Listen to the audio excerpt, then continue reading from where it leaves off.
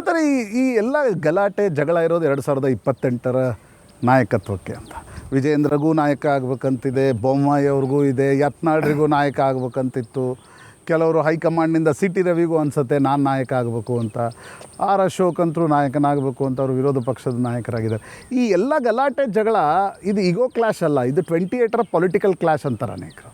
ನನ್ನ ಮುಂದೆ ಇರತಕ್ಕಂಥ ಗುರಿ ಪಕ್ಷವನ್ನು ಅಧಿಕಾರಕ್ಕೆ ತರಬೇಕು, ಸಂಘಟನೆನ ಬಲಪಡಿಸಬೇಕು, ಪಕ್ಷವನ್ನು ಅಧಿಕಾರಕ್ಕೆ ತರಬೇಕು. ರಾಜ್ಯದ ಮುಖ್ಯಮಂತ್ರಿ ಆಗಬೇಕು ಅಂತಲ್ಲ. ಪಕ್ಷದ ವರಿಷ್ಠರು ತೀರ್ಮಾನ ಮಾಡ್ತಾರೆ, ಯಾರೇ ಹಿರಿಯಗೆ ಅವಕಾಶ ಕೊಡಬೇಕು ಅನಿಸುತ್ತೆ ಅದನ್ನು ತೀರ್ಮಾನ ಮಾಡ್ತಾರೆ. ಅದಕ್ಕೆ ಪ್ರಶ್ನೆ ಇಲ್ಲ, ಅದು ನಮ್ಮ ಅಭ್ಯಂತರನೂ ಕೂಡ ಇಲ್ಲ. ಆದರೆ ಈ ರೀತಿ ಚರ್ಚೆಗಳು ಪ್ರಾರಂಭ ಆಗುವ ಮುಂಚಿತವಾಗಿ ಇವತ್ತಿನ ಪಕ್ಷದ ಪರಿಸ್ಥಿತಿಯನ್ನು ಕೂಡ ನಾವು ಅರ್ಥ ಮಾಡ್ಕೋಬೇಕು. ತಮಗೆ ಗೊತ್ತಿದೆ, ಹಳೆ ಮೈಸೂರು ಭಾಗದಲ್ಲಿ ಪಕ್ಷ ಸಂಘಟನೆ ಬಲಪಡಿಸಬೇಕಾಗಿದೆ. ಕಲ್ಯಾಣ ಕರ್ನಾಟಕದಲ್ಲಿ ನಮ್ದು ಇನ್ನೂ ಕೂಡ ಗಟ್ಟಿಗೊಳಿಸ್ಬೇಕಾಗಿದೆ ನಮ್ಮ ಸಂಘಟನೆನ. ಇದು ನಮ್ಮ ಮುಂದೆ ಇರ್ತಕ್ಕಂಥ ಸವಾಲು. ಮೊದಲ ಬಾರಿ ನಾವು 110ಕ್ಕೆ ಬಂದು ನಿಂತ್ಕೊಂಡು ಮೆಜಾರಿಟಿ ಬರಲಿಲ್ಲ. ಎರಡನೇ ಬಾರಿಗೆ 104ಕ್ಕೆ ಬಂದು ನಿಂತ್ಕೊಂಡು ಮೆಜಾರಿಟಿ ಬರಲಿಲ್ಲ. ಯಾತಕ್ಕೆ ಬರ್ತಾಯಿಲ್ಲ? ಹಳೆ ಮೈಸೂರು ಭಾಗದಲ್ಲಿ ಮತದಾರರು ನಮಗೆ ಓಟ್ ಕೊಡೋಕ್ಕೆ ರೆಡಿ ಇದ್ದಾರೆ. ನಾವು ನಮ್ಮ ನಾಯಕರುಗಳು ಮತದಾರ ಹತ್ರ ಹೋಗ್ತಾ ಇಲ್ಲ. ಕಾರ್ಯಕರ್ತರಲ್ಲಿ ವಿಶ್ವಾಸ ಬರೋ ರೀತಿ ನಾವು ನಡ್ಕೊಳ್ತಾ ಇಲ್ಲ.